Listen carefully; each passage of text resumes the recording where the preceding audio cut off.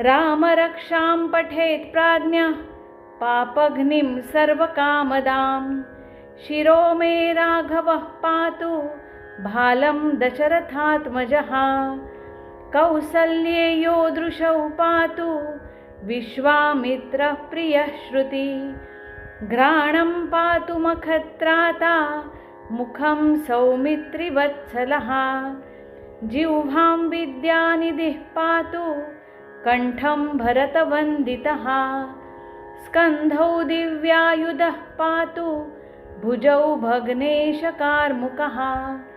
करौ सीतापतिः पातु हृदयं जामदग्नजित्।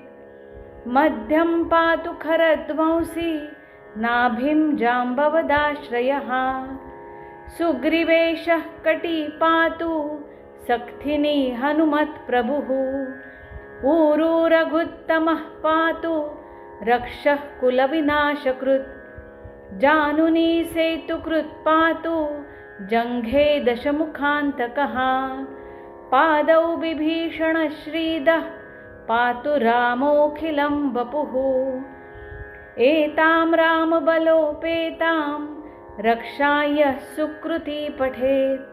सचिरायुः सुखी पुत्री विजयी विन